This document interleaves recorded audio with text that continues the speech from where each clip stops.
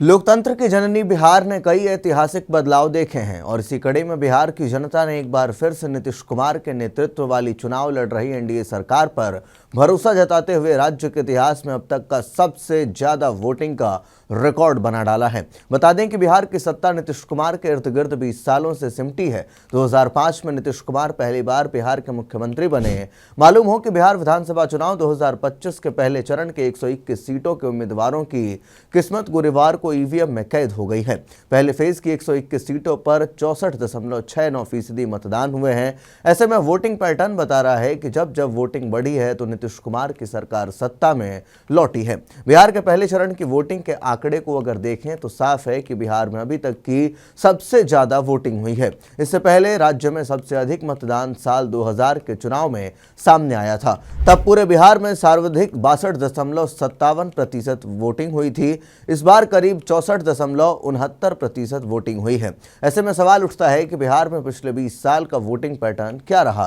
पहले चरण की वोटिंग पैटर्न को सियासी दल अपने अपने पक्ष में बता रहे हैं। इसलिए ज्यादा मतदान बिहार में 2005 से ज्यादा वोट 2010 में पड़ा, तो सरकार के लिए पड़ा था। 10 के बाद 15 में पड़ा, ज्यादा तो सरकार के पक्ष में पड़ा। और जो कल लोग निकले हैं फिर से एनडीए सरकार बनाने के लिए और नीतीश जी के पक्ष में लोग निकले हैं, ज्यादा मतदान हुआ है। तो महिलाओं का कतार आप देखे हो, महिलाओं में सारा जात धर्म टूट गया। महिला वोटर एज ए कॉन्स्टिट्यूंसी इस तरह से पहली बार, पहले भी निकली है लेकिन इस तरह से एनडीए के पक्ष में निकली। तो मुझे लगता है कि बिल्कुल एक तरफा चुनाव जो हम लोग रात तक रिपोर्ट लिए हैं अपने प्रत्याशियों से या जो लोग फील्ड में लगे हुए हैं, ये अंडर करंट इतना बड़ा है एनडीए के पक्ष में, कल के रिजल्ट में लोगों ने।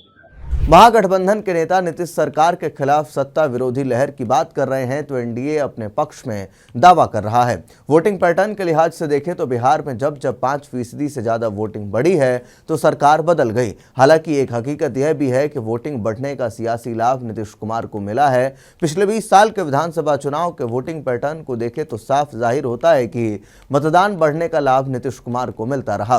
बिहार में 2005 से लेकर 2020 तक हुए विधानसभा चुनाव के मतदान के विश्लेषण से यह पता चलता है वोटिंग बढ़ी है तो नीतीश सरकार लौटी जरूर है। बिहार की सत्ता में नीतीश कुमार पहली बार अक्टूबर 2005 में आए। उस साल 2 बार विधानसभा चुनाव हुए थे। पहली बार फरवरी 2005 में चुनाव हुए तो 46.05% लोगों ने वोट किया था। इस तरह 2000 की तुलना में करीब 13% मतदान कम हुआ तो किसी भी दल को बहुमत नहीं मिला। आगे चलकर अक्टूबर 2005 में दोबारा बिहार में विधानसभा चुनाव हुए जिनमें 45.85% मतदान रहा था। मामूली अंतर से कम हुई वोटिंग ने सत्ता बदल दी थी। नीतीश के नेतृत्व में पहली बार एनडीए ने सरकार बनाई। 2005 से 2020 चुनाव का वोटिंग पैटर्न अगर देखें तो नीतीश कुमार को पहली बार भले ही बिहार में वोटिंग कम होने का लाभ मिला था लेकिन उसके बाद से 4 बार चुनाव हुए हैं। इस तरह से हर बार वोटिंग बढ़ी है और उसका लाभ नीतीश कुमार को मिलता रहा। 2005 में बिहार की कुल 243 सीटों में से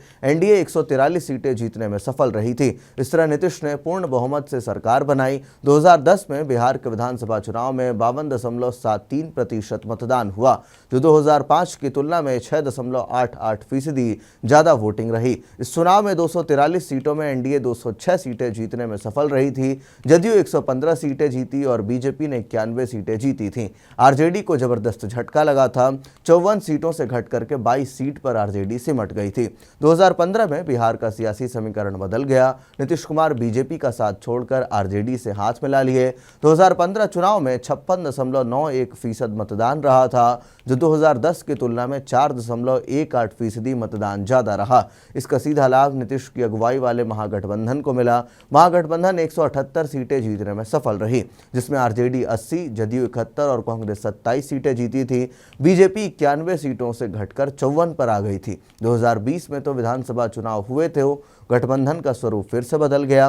नीतीश कुमार आरजेडी कांग्रेस का साथ छोड़कर बीजेपी से हाथ मिलाकर एनडीए में घर वापसी कर गए। 2020 के विधानसभा चुनाव में 57.29% मतदान रहा था, जो 2015 की तुलना में 0.38% ज्यादा रही। मतदान के मामूली वोट बढ़ोतरी ने एनडीए की सीटें जरूर कम की, लेकिन उसे सत्ता में बरकरार रखा। एनडीए 125 सीटों के साथ सरकार बनाने में कामयाब रहा था, जिसमें बीजेपी को 74 सीटें, जदयू को 43 सीटें, मांझी को 4 और वीआईपी को 4 सीटें आई थीं। महागठबंधन भले ही सत्ता में नहीं आ सकी, लेकिन कांटे की टक्कर दी थी, यानी कि आरजेडी 75, कांग्रेस 19 और लेफ्ट पार्टियां 16 सीटें जीतने में सफल रही थीं। तो एक बात तो तय है कि जब जब वोटिंग के परसेंटेज बढ़ते हैं, तब तक नीतीश कुमार को एक बड़ी सफलता मिलती हुई नजर आती है, चाहे वो किसी भी गठबंधन में रहें। तो ऐसे में नीतीश कुमार को लेकर के और इस वोटिंग पैटर्न को लेकर के आप क्या कुछ सोचते हैं? कमेंट बॉक्स में अपनी राय जरूर लिखें। धन्यवाद।